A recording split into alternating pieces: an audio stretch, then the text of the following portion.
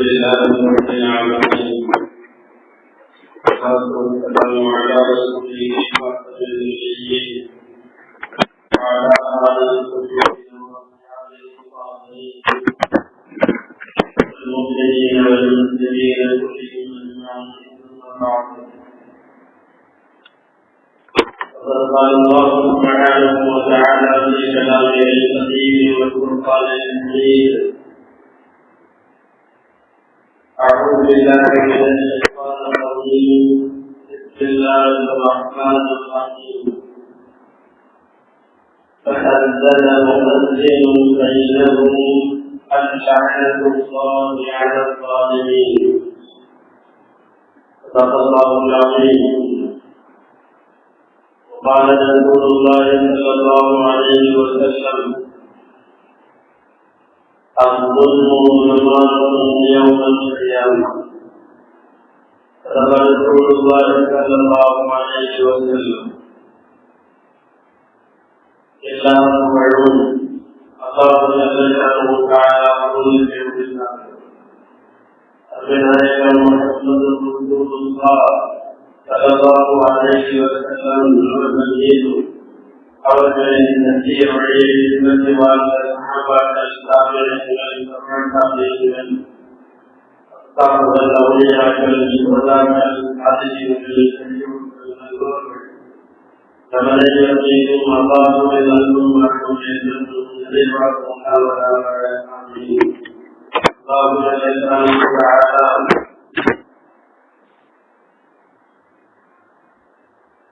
அவன் படைத்த மனித இனத்தில் வாழும் வாழ்க்கையில நடைபெறக்கூடிய பல்வேறு செயல்பாடுகளுக்கெல்லாம் மறுமை நாளும் என்று ஒன்றை ஏற்பாடு செய்து நியாயமும் நீதியும் கிடைப்பதற்கு அல்லாஹ் வாக்களித்திருக்கிறான். மறுமை நாளிற்கு திருக்குறானில் சொல்லப்படக்கூடிய செயல்களெல்லாம் மிகச்சிறந்த பெயர் யௌமுல் கூலி வழங்கப்படும் நாள். குற்றங்கள் செய்பவர்கள் இந்த உலகத்தில் தப்பித்துக் கொள்வதற்கான வழிகளாகும். தப்பிக்காமல் அப்படி சிக்கிக் கொண்டாலும் தண்டனைகள் தன் மீது படாதவாறு பார்த்துக் கொள்வது ரொம்ப கட்டுவானது என்றெல்லாம் தெரிந்து வைத்திருக்கிற இறைவன் யாரும் தப்ப முடியாத ஒரு நீதி நேர்மையாக தீர்ப்பு வழங்கும் மறுமை நாள் ஒன்றை முன்னிறுத்துகிறார். உலகத்தில் நடைபெறக்கூடிய குற்றங்களை எல்லாம் தடுப்பதற்கு இருக்கிற பெரிய ஆயுதம் ஆதாரம் அது ஒன்றுதான். நாளை நீ மாற்றிக் கொள்வாய், நாளை நீ விசாரிக்கப்படுவாய், நாளை இதற்காக நீ பழிவாங்கப்படுவாய், நாளை நீ இதற்காக பதில் சொல்ல வேண்டியது வரும் என்பதை முன்னிறுத்தி தான் குற்றங்களை குறைக்க பார்க்கிறது. மறுமை நம்பிக்கை கொண்டிருக்கின்ற யாராக இருந்தாலும் எந்த ஒரு அநீதத்தையும் செய்கிற போது இந்த அநீதத்திற்கு நாம் பதில் சொல்ல வேண்டும் என்கிற குறுக்கல் ஏற்படும் வண்ணம் குர்ஆனில் ஆயிரக்கணக்கான இடங்களில் அடுத்தவர்கள் மீது அநீதம் இழைத்தல், அநியாயத்தை கட்டவிழ்த்தல், அதிகாரம் இருப்பவர்கள் பலவீனமானவர்களின் மீது தாடுதல், இந்த அனைத்துக்குமான எச்சரிக்கைகள் குர்ஆனில் மறுமையினால் ஏற்பட்ட உடலில் முதலில் கேட்கிற சட்டம் இந்த சட்டம் தான்.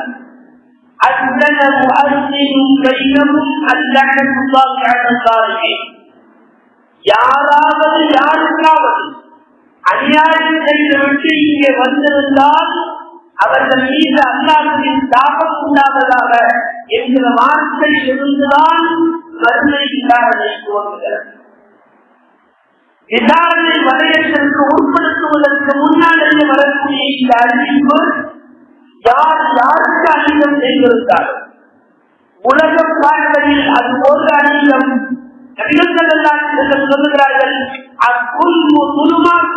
சொல்லுகிறார்கள்.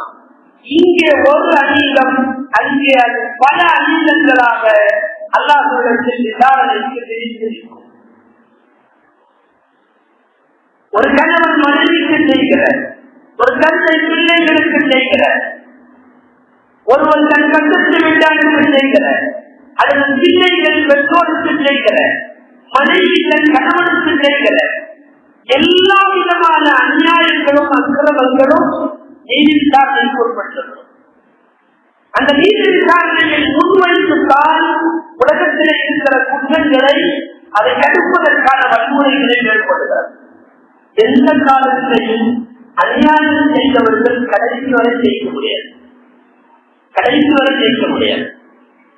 இடைக்காலங்களில் வேண்டுமானால் சில உயர்வு தெரியலாம். அநீதத்திற்கு மட்டும் இறைவன் மறுமை வரை பார்க்கலாம் என்று தண்டனையை தடுக்கவில்லை. இந்த உலகத்திலேயே அதற்கான தண்டனைகளை காட்டியே இருப்பார். ولا تحسبن الله غافلا عما يعمل الظالمون. அநியாயக்காரர்கள் செய்வதை இறைவன் கண்டுகொள்ளாமல் இருக்கிறான் என்று நீங்கள் நினைக்கவே வேண்டாம். அவன் பாராமுகமாக இல்லை, அவன் அசட்டையாக இல்லை. உலகத்தில் நிகழும் எந்த அநீதத்தையும் அந்த அநீதத்தை செய்பவனையும் உற்று கவனித்துக் கொண்டுதான் இருக்கிறான். அதற்கான தீர்வை, அதற்கான தண்டனையை, அதற்கான நிலையை அந்த அநீதக்காரன் இந்த உலகத்திலேயே ஒடுத்துத்தான் ஆகும். படைப்பினங்களை படைத்து முடிக்கிற முடிவில் ஆதம் மண்ணாக இருந்தவர் மனிதனாக மாற்ற போது அல்லாஹ் சொன்ன வார்த்தை இது. لما خلق الله الخلق قال حكمت الظلم فلا تظالموا. ஆதமை கிடைத்தவுடன் சொல்லுகிறார், உலகத்திலே வரக்கூடிய இவருடைய சந்ததிகள் அத்தனை பேருக்கும் ஒருவர் மீது ஒருவர் அநீதம் இழைப்பதை ஹராம் என்று இன்னைக்கு நான் அறிவிக்கிறேன். பல சமானமும் யாரும் யாருக்கும் அநீதம் செய்யாதீர்கள். அவன் சாப்பிடாக இருக்கட்டும், யூதனாக கிறிஸ்தவனாக இருக்கட்டும், வேறு வணக்கமுடையவனாக இருக்கட்டும், எந்த கடவுளும் இல்லை என்று சொல்பவனாக இருக்கட்டும், உலகத்தில் ஒரு குறிப்பிட்டவர்கள் மீது தன்னுடைய அநியாயத்தை அநீதத்தை பிரயோகிக்கிற யாராக இருந்தாலும் அந்த அநியாயக்காரர்கள் இறைவனின் பிடிக்கு உள்ளாக்கப்படுவார்கள். இன்னமும் கூட சொல்லலாம், ஒருவேளை அந்த அநீதக்காரர்கள் அவ்வப்போது வாழ்க்கையில பிரகாசிப்பதை போன்று உலக பார்வை தெரிந்தால் அதற்கு அர்த்தம் அல்லாஹ் சொல்லுகிறான். சொல்லுகிறார்கள், அநியாயக்காரர்களுக்கு சில நேரம் இறைவன் நீட்டி கொடுப்பான், கவலைகளை நீக்குவான், விட்டு பிடிப்பான், சில வெற்றிகளை கூட கொடுப்பான். அது திடீரென்று பிடிப்பதற்காக விட்டு தருவதை ஒழிய அவன் தப்பிப்பதற்கு அடையாளம் அல்ல, அவன் தப்பிக்க வைப்பதற்கான அடையாளமும் அல்ல. உலகத்திலே அக்கிரமம் செய்கிற யாரெல்லாம் கொஞ்சம் மனப்பாக வளமாக நம் கண்களுக்கு தெரிகிறார்களோ அந்த அத்தனை பேர் விஷயத்திலுமான ஒரு பொது முடிவு எட்டப்படும். அல்லாஹ்வால் அது என்ன முடிவுன்னா இறைவன் விட்டு பிடிக்கிறான், நிச்சயமாக பிடிப்பான் என்று பொருள். அநியாயத்திற்கும் அநீதத்திற்கும் துணை போகிற உலகத்தில் யாராக இருந்தாலும் அவர்களும் சேர்த்து அந்த அநியாயத்திற்குள்ள ஆக்கப்படுவார்கள். வறுமையில அக்கிரமக்காரர்களை விசாரணைக்கு கூப்பிடுகிற படத்தின் சட்டம் எப்படி தெரியுமா? அநியாயக்காரர்கள் எங்கே?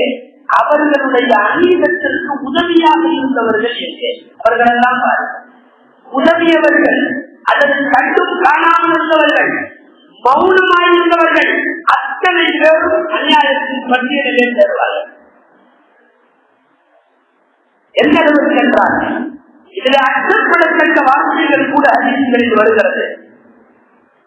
அண்ணா ஒரு அநியாயக்காரனை மக்கள் பார்க்கிறார்கள், எல்லோருக்கும் தெரிகிறது அவன் அநீதக்காரன். அப்படி தெரிந்ததற்கு பின்னாலும் கூட அவனை அவர்கள் பிடித்து நிறுத்தவில்லையானால், அவனுடைய குற்றத்திற்காக வேண்டி நிறுத்தவில்லையானால், அவன் விசாரணைக்குள் வரவில்லையானால் அவனை தடுப்பதற்கு அவனுக்கு சாட்சிகளாக இருக்கிற இந்த மக்கள் முயலவில்லையானால் அல்லாஹ் அனைவரையும் சேர்ந்து பிடிக்கப்படும். யாரெல்லாம் மௌனிகளாக இருந்தார்களோ, நமக்கெதற்கு வந்து என்று ஒதுங்கி இருந்தார்களோ, அநியாயக்காரனின் அநியாயத்தை தட்டி கேட்கவோ, விசாரணைக்கோ, கொண்டுவத்தில் இருந்தவோ, தக்க பாடம் புகட்டவோ தவறுகிற எல்லோரும் இதனுடைய தண்டனைக்குள்ள வருவார்கள் இருக்கிறவார்கள். அப்படி அழித்திருக்கிறார். குர்ஆனிலே அழித்து போன வரலாறுகள் என்று எத்தனை வரலாறு நாம் படிக்கிறோமோ, வாசிக்கிறோமோ, அந்த வரலாறுகளில் எல்லாம் பாருங்கள், குறிப்பிட்ட அக்கிரமத்தை செய்தவர்கள் மாத்திரம் அழிவுக்கு உண்டாகவில்லை. அவர்களோடு உடன்பட்டவர்கள் போனார்கள். மௌனமாய் நமக்கெதற்கு வம்பு என்று ஒதுக்கியிருந்தவர்கள் எல்லாம் போனார்கள். எந்த அநியாயம் காரணம் செய்ததில்லை. அல்லாஹ்விடத்தில் விசாரணைக்கு வருகிற போது நடக்கும். பல முறை கஷ்டப்பட்டு சொல்லி இருக்கிறார்கள். அபிஷேகிய நாட்டுக்கு இதற்கு போய்விட்டு வந்தவர்களை எல்லாம் நிற்க வைத்துக் கொண்டு அடுத்தல்லாத சட்டம் கேட்கிறார்கள். அங்கே நடந்த செய்திகள், அபஷாவிலே நடந்த செய்திகளை சொல்லுங்கள், அபஷாவிலே நீங்கள் பார்த்த செய்திகளை சொல்லுங்கள். ஆளாளுக்கு ஒவ்வொரு மாதிரி அபஷாவை பற்றி வர்ணனை செய்வார்கள். ஒருவர் தான் கண்ட காட்சியை சொன்னார். எல்லாரும் தூதரே, வயதான மூதாட்டி தலையிலே பானையிலே தண்ணீரை சுமந்து கொண்டு 2 கைகளில் பானையை சுமந்து கொண்டு வந்து கொண்டிருந்தால் அடுத்தவர்களை துன்புறுத்தி வேதனை பார்க்கிற வேடிக்கையான ஒரு வாலிபன் போய் தள்ளிவிட்டு அதை கீழே விடுவதை பார்த்து சிரித்தான். அவன் ஒரு பக்கமும் அவருடைய தண்ணீர் பானை ஒரு பக்கமும் பட்டு உடைத்து இருவரும் கீழே கிடந்தார்கள். கைகொண்டு அந்த வாலிபன் சிரித்தான். எழுத்து உட்கார்ந்தால் அல்லாஹ்விடத்தில் கையேற்றினால் கையேற்றி விட்டு அவனை பார்த்து சொன்னால், எனக்கும் உனக்கும் இடையில இந்த வார்த்தை போதும், அற்புன் அல்லாஹு அல்லாஹ் வங்கி. அப்படியானால் அல்லாஹ் உன்னை பிடிப்பான், எனக்கும் உனக்குமான தீர்ப்பு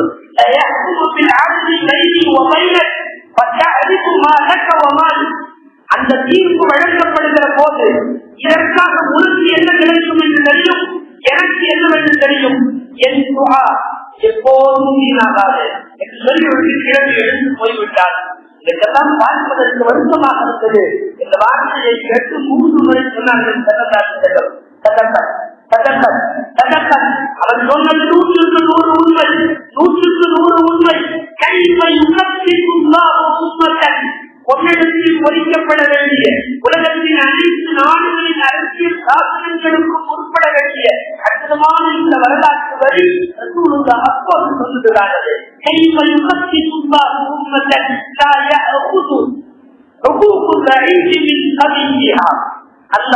அல்லாஹ் எப்படி அந்த சமுதாயத்தை சுத்தப்படுத்துவான், அல்லாஹ் எப்படி அந்த சமுதாயத்தை உருப்பட வைப்பான்.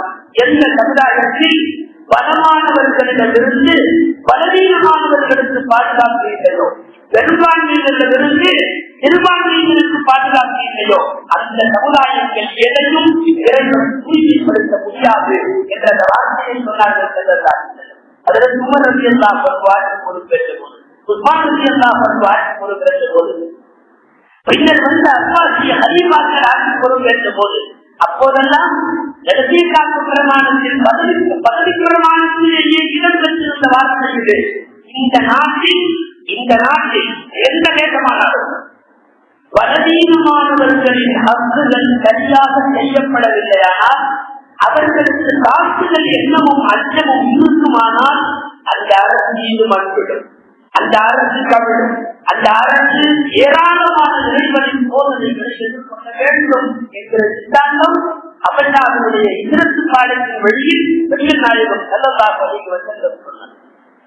அக்கிரமக்காரர்களை அவர்களோடு உடன் சேருபவர்கள் எல்லாரும் சேர்ந்துதான் அனுபவிக்கிறார்கள். சமூகம் ஒரு கூட்டம், குர்ஆனிலே அந்த கூட்டத்தினுடைய அழித்த முடிவில் கடைசி வரை அல்லாஹ் எப்படி முடிக்கிறார். அக்கிரமம் யார் செய்தார்களோ அவர்களையும் அழித்தோம், கூட இருந்த அந்த சமுதாயம் அத்தனை பேரையும் அழித்தோம். அத்தனை பேர் என்ன செய்தார்கள்? இவர்களின் அநீதத்திற்கு மௌன சாட்சிகளாக இருந்தார்கள், எதிர்ப்பு தெரிவிக்காமல் இருந்தார்கள். எல்லாரையும் சேர்த்து அழைக்கிறார்.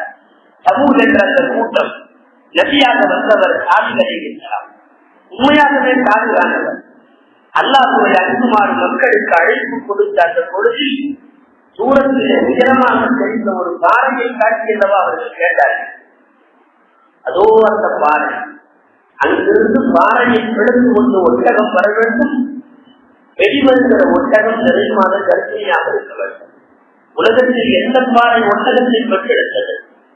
ஆனாலும் இவர்கள் ஈமான் கொண்டால் அது மிகப்பெரிய லாபமாக இருக்குமே என்று அவர்கள் மீது கொண்ட கிருபையால் காலி என்கிற நபி கையேற்றி துவா செய்கிற போது உலகத்தின் வழக்குகளில் இல்லாமல் கருவை தாங்காத பாறை கழித்து பாறைக்குள்ளிருந்து நிறைவான கர்ப்பிணியால் ஒட்டகம் வெளிவந்த போது இறைவன் சொன்ன வார்த்தை குரானில் இருக்கிறது.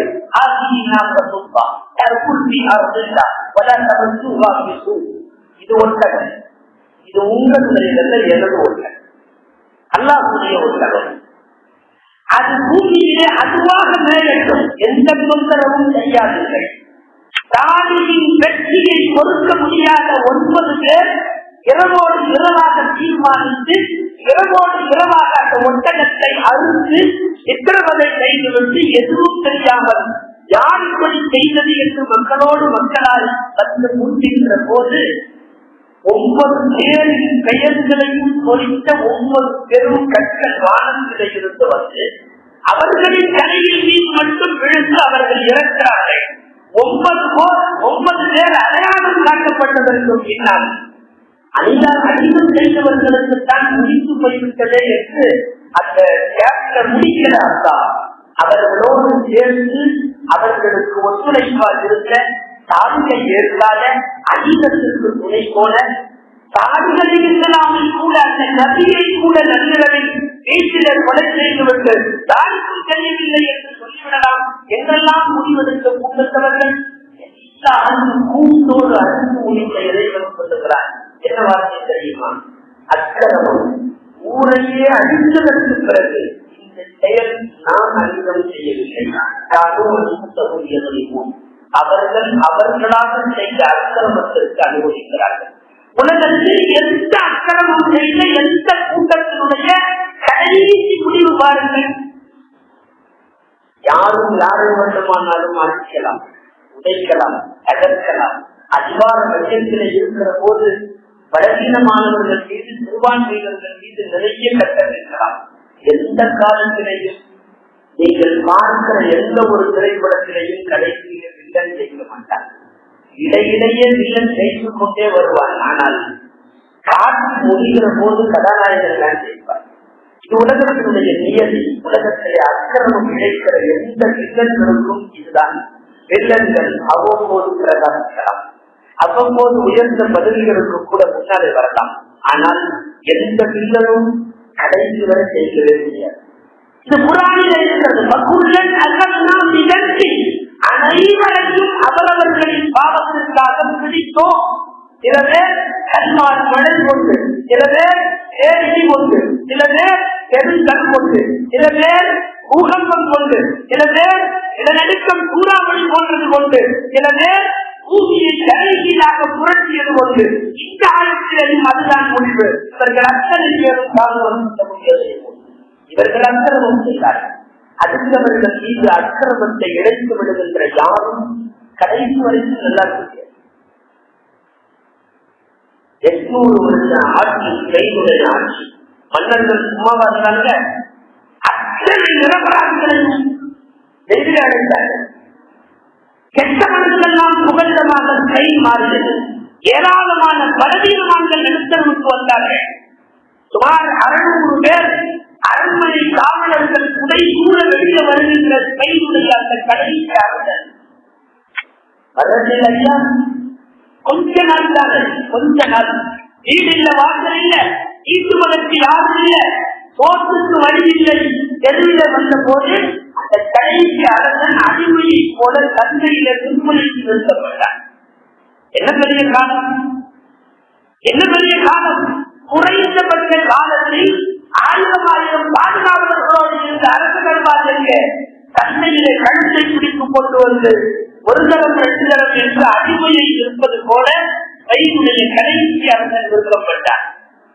அல்லாமா குர்துபி ரஹ்மத்துல்லாஹி எழுதுகிறார்கள், இந்த வழியாக போனவர்கள் இவ்வளவு மோசமாக ஒரு அடிமை கூடி நிற்கப்படுவதை பார்த்து அந்த அரசனுடைய மகள் அங்கே இருந்தார். ஒரு ஓரத்தில் அரைவழி மூலமாய் முதாசிராய் பக்கீராய் இருந்த அந்த மகளை பார்த்து, என்னமோ உங்கள் குடும்பத்திற்கு என்ன ஆனது, நீங்கள் எவ்வளவு பெரிய ராஜ பரம்பரை, உங்கள் காலுக்கு கீழே இப்போது அடிமையை போலெல்லாம் நீங்கள் நிறுத்தப்படுகிறீர்கள் என்ற போது அந்த பெண்மணி சொன்ன வாழ்க்கை 100 உண்மை.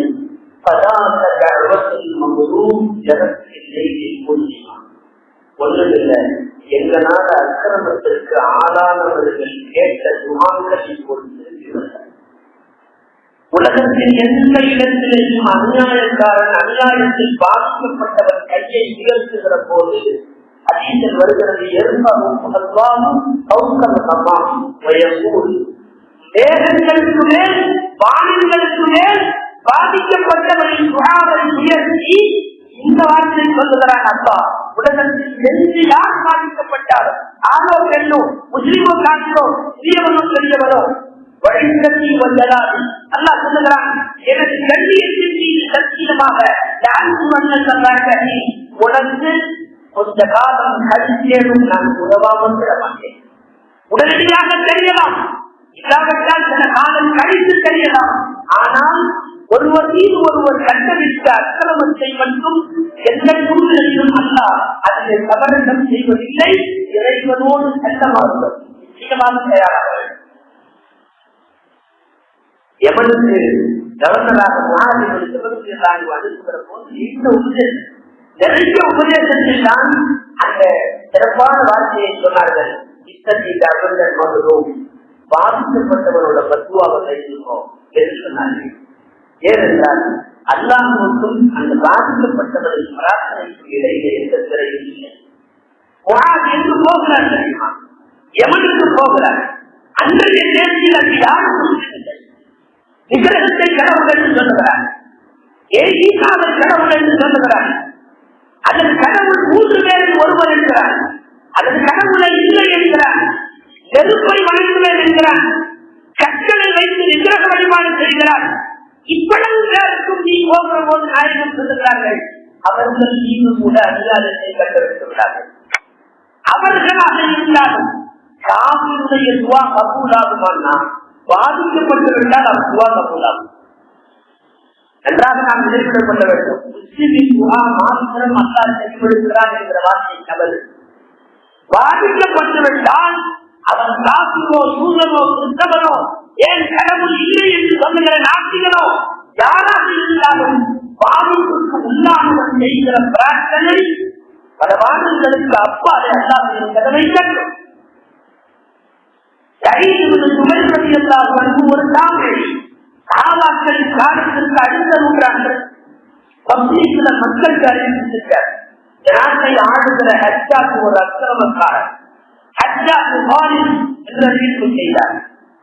ஒரு சொல்லிவிட்டார்கள், ஆளை தூக்கி கொண்டு வரப்பட்டது. ஹஜ்ஜாக்கு முன்னால் வலப்புறமும் இடப்புறமும் தலையை கொய்துகிறவர்கள் தங்கள் தீங்கரிவானோடு இருக்கிறார்கள். எல்லாத்துக்கு மத்தியில் தண்டனை நிறைவேற்றுகின்ற அல்லாஹ்வின் இடையில் அச்சாட்டுக்கு முன்னால் நிறுத்தப்படுகிறார். பொதுமக்கள் எல்லாம் கூடுகிற பரிவாசனுடைய இடத்துல எது சொன்ன அதே வார்த்தை திரும்ப சொன்னார். இப்போதும் சொல்லுகிற இங்கத்தவாதி, நீ அக்கிரமக்கார, நீ ஒரு நாள் மக்களுக்கெல்லாம் அநீதம் செய்பவர். உடனடியாக ஹஜ்ஜாஜ் பதில் சொன்னார், சுமார் 80,000 பேர் வரை தன்னுடைய ஆட்சியிலே கொலை குற்றம் தண்டனை விதித்தவர், கொல்லுவதிலே ஒரு தனி அலாது. உடனடியாக இந்த வாதி நீ அநியாயக்காரன் என்று சொன்ன போது திரும்ப அவர் சொன்னார், நீ சாகுவாய், உனக்கு இப்போது தண்டனை தொழ அனுமதி கேட்டு தொழுது முடிந்த உடனே நின்றாக இருந்து கட்டப்படுகிறது. இறந்த அந்த நிமிஷத்தில் இருந்து அந்த உடலிலே பரவிய வியாதி இன்றைக்கும் பரவி இருக்கின்ற, ஆனால் அன்றைக்கு இல்லை என்று சொல்லுகிற அளவு இருந்த காலத்தில் ஹஜ்ஜாஜுக்கு வந்தது கேட்க முடியாது. ஒரு மிகப்பெரிய நேரங்களையும் தாண்டி அறியாது. இரவும் தூக்கம் வராது, பகலிலும் தூக்கம் வராது. உடலில் எல்லா பகுதிகளும் எரிஞ்சல். கடைசியாய் கட்டி கட்டி ஒவ்வொரு நாளும் இரவாகிவிட்டால் இருட்டாகிவிட்டால் அவருடைய காட்சிக்கு அதன் அறிவுக்கு வேறு வருவார். இவர் ஏன் வருகிறார், இவர் ஏன் வருகிறார், கட்டிக்கொண்டே இருந்தார். கைதுகள் சுவை தெரிகிறார் தெரிகிறார், கட்டிக்கொண்டே இருந்தார். உடல் நோயை தாண்டி மனநோய். கடைசியாக ஒரு வழியில்லை, ஆள் இல்லாமல் தீர்த்துவதற்கு நாடு இல்லாமல் கைதுகள் சுவை என்று குழம்பி குழம்பி குழம்பி கடைசியவர் போனார். அதனுடைய சகாக்களில் ஒருவர் அச்சாதி இறந்ததற்கு பிறகு கலந்து பார்த்து கேட்பார், அல்லாஹ் நமக்கு என்ன தண்டனை கொடுத்தார்? நாம் கொன்ற அத்தனை உயிர்களுக்கும் ஒவ்வொரு முறை எனக்கு உயிர் கொடுத்து கொலை தண்டனை கொடுத்தான். கடைசியாக கொலை செய்த கைதுகள் சுவைக்காக மட்டும் 70 முறை கொலை செய்கிறார். 70 முறை கொலை செய்கிறார். ஆடுகிற போது அதிகாரம் கைதிகள் இருக்கிற போது அந்த கைதுகளும் அந்த அச்சானை போல வல்லமை பெற்றவர்கள் யாரும் இல்லை. பெரிய அரசு கேட்பதற்கு யாரும் இல்லை, கட்டமைத்து விடலாம். ஆனால் எந்த அந்நியாய கட்டமைப்புகளும் ஒரு குறிப்பிட்ட நாளில் முடிவுக்கு வந்திருக்கு. இறைவன் நிச்சயமாக அவர்கள் யாரையும் அவர்கள் முடிவதற்குள்ளாக உலகத்திலேயே அதற்கான பணிகளை அதற்கான தண்டனைகளை நிச்சயமாக காட்டியத்தில் வாழ்வதில்லை. எந்த ஒரு நாடாக இருந்தாலும் அதிகாரத்தில் இருப்பவர்களை அவர்கள் குறித்து வைத்துக் கொள்ளப்பட வேண்டிய காலத்தால் அவர்கள் சந்திக்கக்கூடிய தேவைக்கான அடையாளம். ஒரு சிறந்த நாட்டிற்கு அடையாளம் அந்த நாட்டினுடைய பலவீனமானவர்களும் அந்த நாட்டில் இருக்கிற சிறுபான்மை மக்களும் பாதுகாப்போடு வாழ்ந்தால் அந்த அரசுக்கு சரியான இடத்தை விடலாம். அந்த அரசை அல்லாஹ் பொருந்திக் கொண்ட அரசு சொல்லிவிடலாம். ஏராளமான கட்டமைப்புகள் இந்த அடிப்படையில் நம்முடைய இந்த இந்திய மண்ணில் கூட சிறுபான்மையினர்கள் நிம்மதியாக வாழ முடியாத அளவுக்கு ஒரு 10-15 வருடமாகவே நாம் சந்தித்து வருகின்ற ஏராளமான செய்திகள். காதல்படுத்திலிருந்து குஜராத் கலவரங்களிலிருந்து சுமார் 77,000 முஸ்லிம் இளைஞர்கள் இந்தியாவுடைய சிறை கட்சிகளுக்கு பின்னால் போனது வரை ஒரு சிறுபான்மை சமுதாயம் எவ்வளவோ தூரம் ரசிக்கப்பட்டிருக்கிறது. மாறி மாறி வாக்கு வங்கிகளாக இருக்க ஓட்டுக் கொள்வதற்கு தேவைப்படுகிற இந்த சமுதாயம் 77,000 பேர் சிறை கம்பிகளை சுவாசித்த இந்தியாவுடைய வேறு ஒரு சிறுபான்மை சமுதாயம் யாருமே கிடையாது. எந்த சமுதாயம் மட்டும் கிடையாது. இஸ்லாமியர்கள் பாதுகாக்க வேண்டும். எந்த அநியாயக்காரனும் சில வேலை பிரகாசிப்பதை போல தெரியலாம், முடிவு மோசமாக இருக்கும். இறைவன் அந்த முடிவை தேசத்து மக்களுக்கு காட்டாமல் இருக்க மாட்டான். அவ்வப்போது சின்ன சிறிய விஷயங்களில் ஓரளவு வேலை வந்துவிட்டது போல தெரியலாம். இறுதி முடிவு அல்லாஹ்வின் கையில் இருக்கிறது. அவர்களோ நாமோ இறப்பதற்கு முன்னால் அதை காட்டியிருவார். உங்களால் முடிந்தால் இது போன்ற அநியாய கைதுகளுக்கு எதிராக குரல் கொடுங்கள்.